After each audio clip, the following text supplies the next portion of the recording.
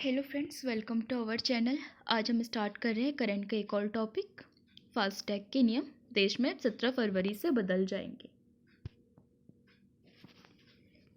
ये काफ़ी सारे news channels and TV channels ने भी कवर किया, जैसे कि मिंट, NBS। NPCI फास्टैग नियमों में बदलाव। फास्टैग रिसर्च के नियमों में ये बदलाव सोमवार 17 फरवरी से लागू हो जाएंगे।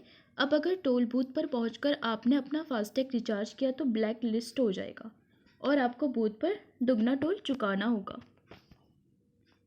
इसके तहत बूथ पर पहुंचने के कम से कम 1 घंटे यानी 60 मिनट पहले ही रिचार्ज कर लिया जाना चाहिए, तभी आपका रिचार्ज सफल होगा।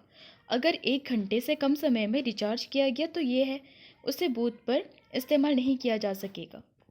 बूथ से निकलने के बाद भी रुकना होगा। नए नियम के तहत वाहन चालक टोल बूथ से निकलने के तत्काल बाद भी अपना फास्टैग रिचार्ज नहीं कर सकेंगे। उन्हें कम से कम 10 मिनट का इंतजार करना होगा। इसके बाद ही वो दोबारा अपना फास्टैग रिचार्ज कर सकेंगे, जिसका मतलब है कि बूथ पर पहुंचने के 60 मिनट पहले और निकलने के 10 मिनट बाद अपना फास्टैग रिचार्ज के लिए ब्लैकलिस्ट रहेगा। फास्टैग सिस्टम के तहत वाहन 2 प्रमुख अवस्थाओं में होते हैं। एक होता है वाइट लिस्टेड गाड़ी और दूसरी होती है ब्लैक लिस्टेड गाड़ी। ब्लैक लिस्टिंग कई कारणों से की जा सकती है, जैसे ज़रूरत से कम बैलेंस। अगर आपका बहुत ज़्यादा कम बैलेंस है तो ब्लैक लिस्ट हो सकता है, या फिर जैसे KYC अगर आपका अपडेट नहीं होगा तो उसमें भी ब्लैक लिस्टेड हो सकता है, या फिर जैसे RTO रिकॉर्ड है तो उसके हिसाब से अगर गाड़ी का डिटेल्स ना होगा तो तब भी मतलब ये ब्लैक लिस्टेड हो सकता है।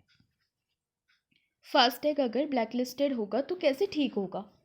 अगर आप चाहें कम बैलेंस की वजह से या KYC अपडेट ना होने की वजह से या फिर रजिस्ट्रेशन नंबर में गड़बड़ी की वजह से ब्लैक लिस्टेड हुए होंगे तो आपके पास 70 मिनट का टाइम होगा। रिचार्ज करते ही आपका फास्टैग एक्टिव हो जाएगा। हालांकि यहाँ एक बात जानने की, टोल प्लाजा पर इस जानकारी को अपडेट होने में 20 मिनट तक लग सकता है। कैसे एक्टिव करेंगे आप फास्टैग? परिवहन विभाग की वेबसाइट पर जाकर जो ई-चालन स्टेटस है उसे चेक करना, फिर उसके बाद जो अपना रजिस्टर्ड वाहन नंबर है उसको दर्ज करना। फिर उसके बाद आपको पता चल जाएगा कि जो फास्टैग है वो एक्टिव है या नहीं। अगर डीएक्टिव है तो पहले से इसे आप रिचार्ज कर पाएंगे और रिचार्ज करें और फिर न्यूनतम बैलेंस रखें। जो अपना पेमेंट उसको वेरीफाई करें और थोड़ी देर में फास्टैग स्टेटस का आपको पता चल जाएगा। इसके थोड़ी देर बाद ही आपका जो फास्टैग है वो एक्टिव हो जाएगा। अब हम बात करते हैं फास्टैग आखिर है क्या। जो भारतीय राष्ट्रीय राजमार्ग प्राधिकरण है यानी कि NHAI, ये उसके द्वारा संचालित होता है। फास्टैग एक इलेक्ट्रॉनिक प्रणाली है जिसका उपयोग राष्ट्रीय और राज्य राजमार्गों पर टोल संग्रह के लिए किया जाता है।